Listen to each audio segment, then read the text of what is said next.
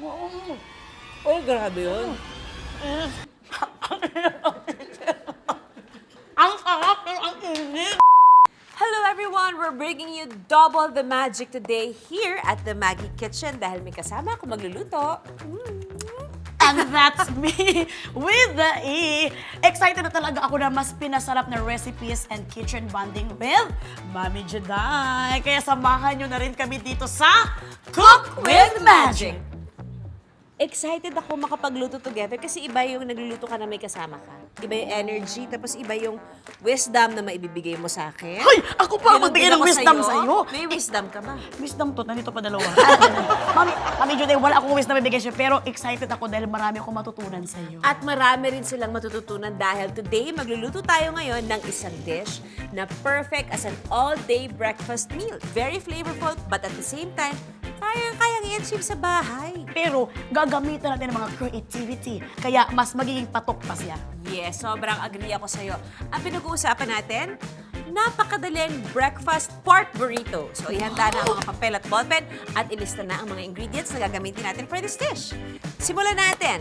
Diced red onions. Diced tomato. Yes. Green bell pepper. And garlic in the Okay. English. We also have Maggie Magic Sarap. Well, Maggie Savor. Gagamit din tayo ng cooking oil.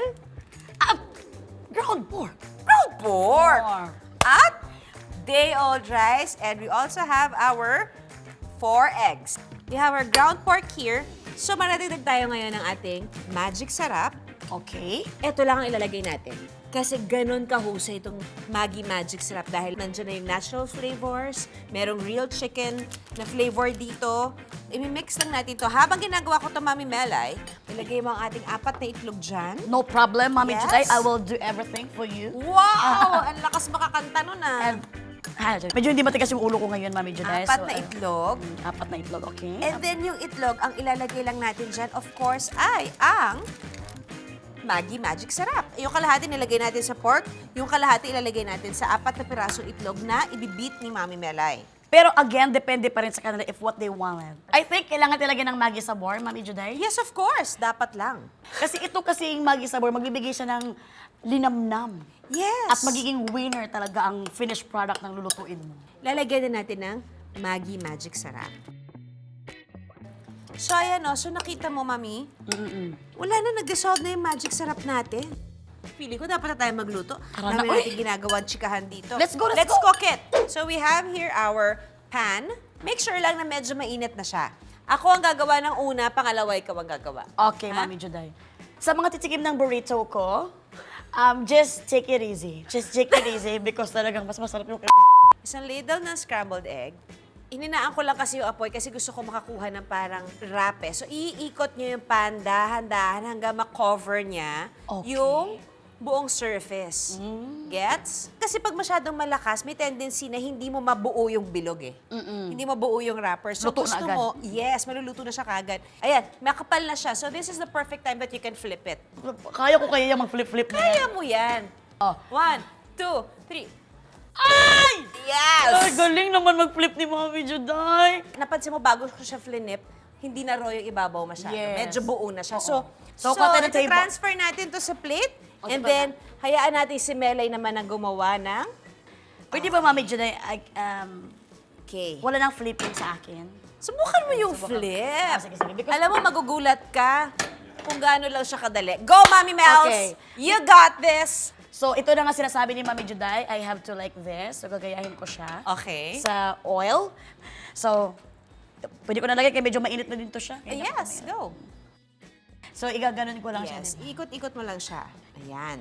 So, nagsusolidify na siya.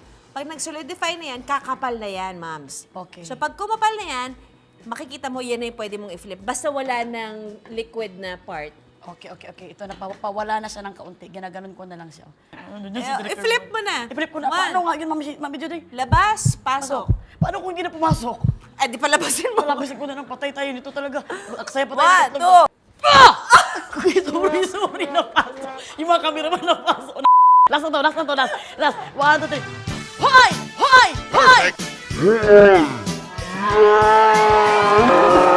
Good chef ko, Mami Melay. Ayan na.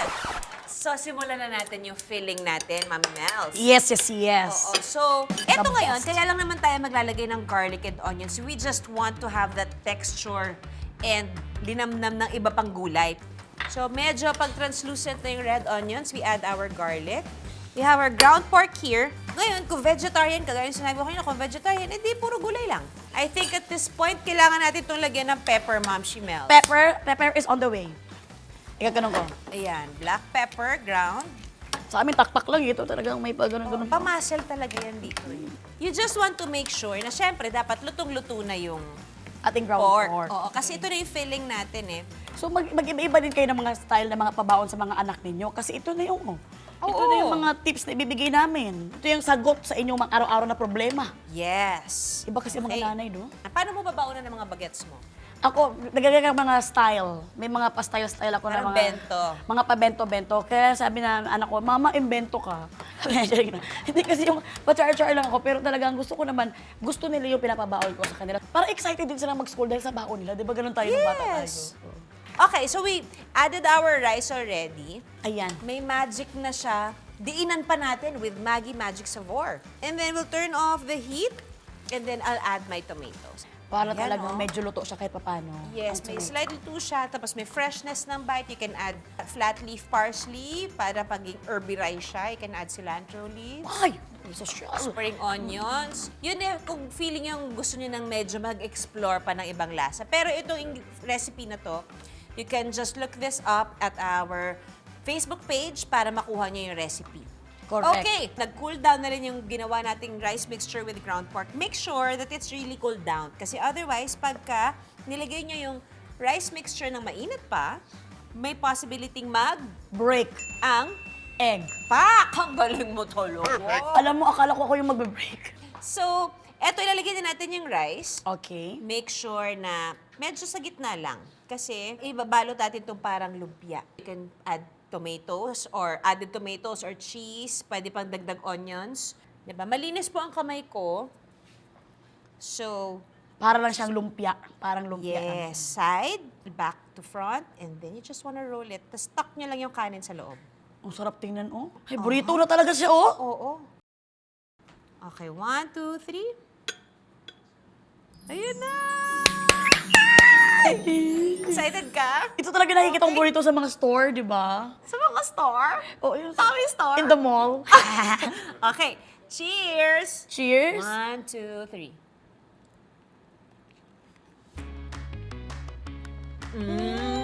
Pwede. Ay, ang sarap. Ang sarap ng mga gulay.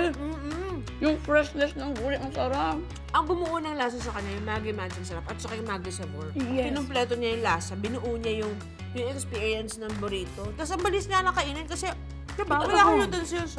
Tsaka ang healthy ng egg. Alam mo, andun na lahat ng mga nanunuot yung sarap at linamnam. Ayan, nutrition tip lang tayo, Mami Judy. Go. Para sa ating mga mommies na Yes. mga newbie. Pwede kayo mag-add ng mushroom, corn, shredded carrots, at kahit anong gulay na gusto nyong sa burrito for added taste and texture. Yes. At isa pa pong simple good tip.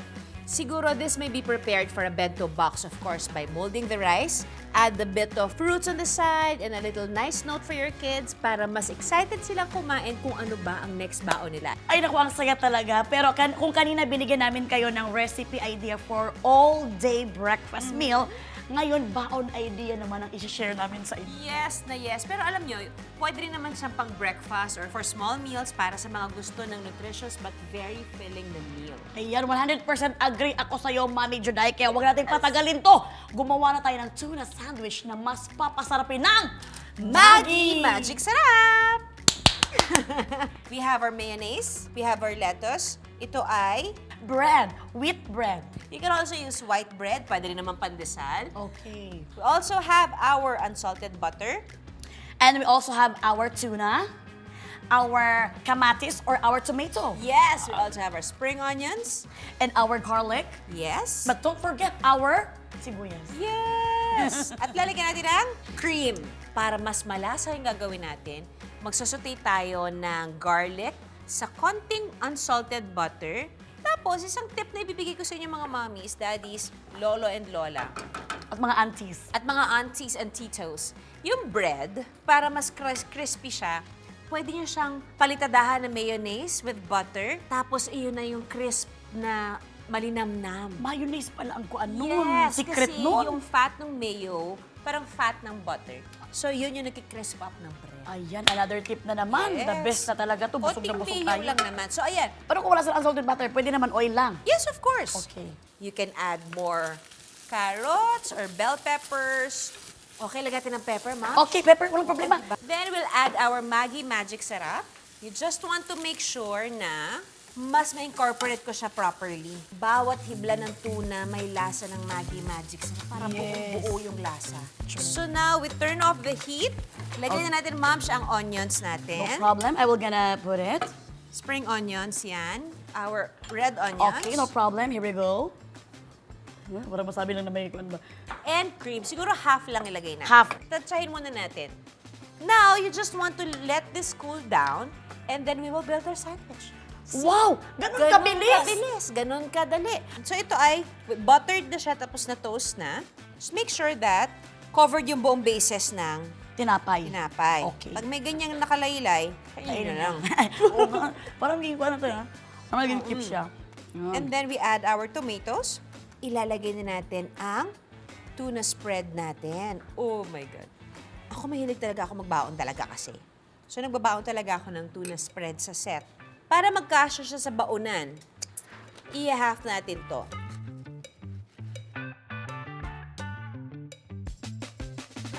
Okay. Ready, ma'am? Cheers muna tayo. Okay, cheers! Yan na. 1, 2, 3.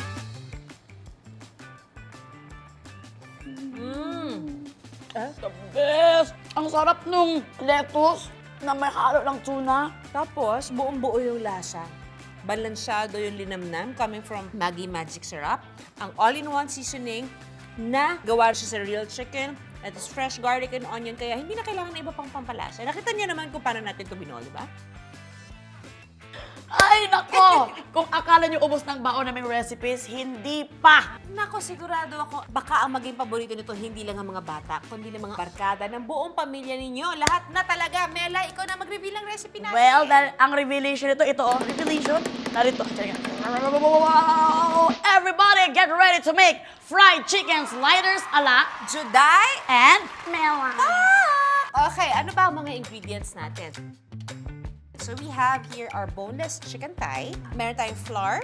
Okay. Meron tayong tomatoes. At meron- We have our Le- shredded lettuce. Our mayo. Our garlic. And don't forget our Dinner rolls. Marami na. Or pwede rin kayo gumamit ng hamburger bun. Pandesal. Pwede rin pandesal. Okay. Kung ano yung meron kayo sa bahay. Pero syempre, hindi natin kakalimutan ang pinaka-importanting Sa lahat. ingredient sa lahat. Ano ito, ma'am? walang iba kundi ang ating Maggi Magic Sarap. Ayan. At sisimulan na natin yan sa paglagay ng Maggi Magic Sarap sa protein natin. Because again, gusto mo, sa base pa lang ng pinaka-main ingredient, lalagyan mo na ng lasa. Okay. Diba? The best copy. So, ito yung perfect time na i-bread natin ang ating chicken. You wanna make sure that it's properly covered with flour. Kasi ito magbibigay ng crispier. Yes! Oh. Tama ka Ng dyan. ating, yung pagkagat ng mga anak mo, yung sino mabisita mo kakain ito, yung gaganon talaga. Pat nyo yung flour and then ililagay lang natin siya sa separate plate. Then we'll set it aside to let it marinate some more. Mas kumapit pa yung flour sa kanya. So, make sure that your oil is hot. Like, very, very hot. Akin ang daliri mo. Hay! Medyo na may mga anak pa ako, medyo na. Okay. Mainit na ba? Okay. Pag nag-sizzle na yung flour, alam niyong mainit ng mainit. Okay. You have to want to make sure na may space yung chicken. Ah. Para even yung cooking niya. Pagka hindi mo siya binigyan ng space, parang relasyon lang yan. Pag hindi mo ako binigyan ng space, hindi ako mag-grow. Ayan Ganun naman din yung pala. chicken. Pag hindi mo siya binigyan ng space, hindi siya sila- mag-cook evenly. Hindi sila maluluto. Kung baga sabi ng Yes. chicken, I need space. Yeah. So ito, pwede naman tayo maglagay ng anim. Anim ang gagawin natin ngayon. Pero gusto ko silang bigyan ng space. Sa isa't So, isa. 4 lang yung nilagay ko. Okay. At saka parang bilis maluto din. Yes, oo. At habang hinihintay natin to, pwede na natin gawin ang ating garlic aioli. Si Mami Melai ang gagawa niyan. Okay. Mayonnaise lang to at saka garlic, pagsasamahin mo lang, Mami. Ang mga anak ko at ang asawa ko, Requested talaga. yes, The most requested. kailangan may mailagay ako ng ganun-ganun lang. Thank God for Maggi Magic Sarap. Ayan. Okay. So, okay na ang ating aioli? Yes. So, eto na. Luto Luto na. na ang chicken. So, you want to slice your bitter rolls. So, maglalagay lang tayo ng garlic aioli sa bottom, sa ilalim. Okay. Lalagay na tayo ng lettuce. So, kung napapansin nyo, pinupunit ko yung lettuce kasi para magkasya siya. Dahil ang cute-cute eh. Cute. And then, we'll add our chicken. Ay, mami, hindi yan yun. Kamera yung mga cameraman, napapalunok na sila dun sa kinakain natin. Sa chicken. Hindi dito sila. Dito chicken. Ayun na! Jesus Christ. So, let's gonna cover it. Insert nyo lang ng toothpick pag nilagay nyo sa baon para lang hindi siya Maghiwalay. maghiwalay. Hindi ka na bumabanter sa akin. Gusto mo nang kainin, ha? Kasi gusto ko na talaga matikman yung niluto natin na ito. Okay. Cheers! Cheers. Ayaw mo pa mag-cheers, Parang gusto ko na rin kumain. Sorry. Okay.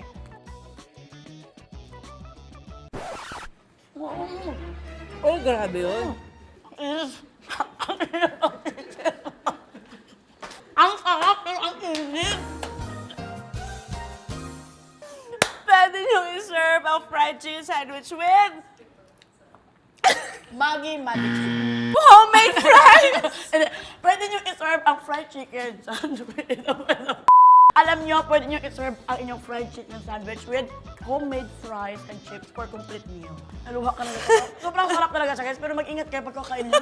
Huwag talaga yung sumping yung galing pa sa prito. Huwag po tayo patay gutom kasi kami patay gutom kami dito sa recipe to. So ito, napaso siya. Yeah, lesson learned na yan. Kaya eto, medyo malamig-lamig na siya.